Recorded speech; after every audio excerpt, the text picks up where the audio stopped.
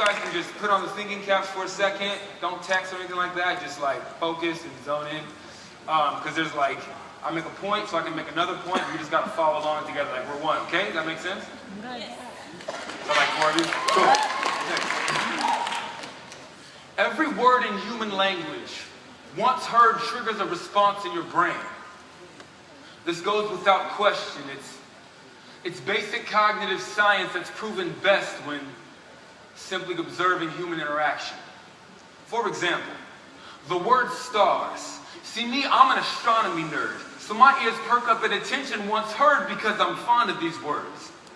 But let's take this same word stars and apply it to that gifted aspiring actress who's fed up being online, just browsing scenes, who hopped aboard a bus to Hollywood with 1 suitcase and 1,000 dreams. See, when she hears this word stars, she thinks of Angelina and Brad, Denzel and Don Cheadle, and believes that she'll marry Johnny Depp once her eyes lock. But for now, she settles for his star on the sidewalk. I believe my point's been made. You guys tracking with me so far? Yeah. Good.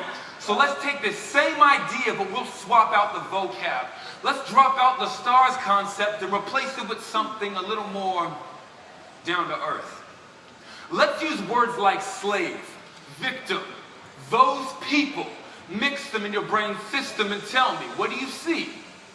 Scratch that, scratch that. How do you feel? Now that's not enough either. How do you respond? You see, the way your brain responds directly correlates to your most honest perception of the other.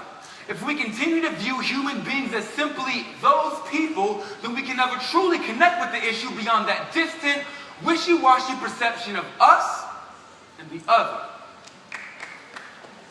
It's the difference between pity and compassion. They are not the same. Because an action out of pity is indeed a selfish one. That's writing a fatty check in hopes the conviction stops so you can sleep better at night, not them.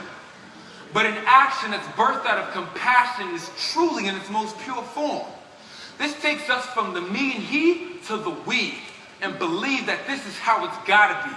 This moves us from foreigners to family, and I'm sure you'd respond the same way I would if someone laid a hand on one that shared your bloodline. And so until we begin to see the other like a brother, then there'll always just be that cousin twice removed whose face you couldn't even pick out of a lineup. It's the difference between pity and compassion. They are not the same. Thank you.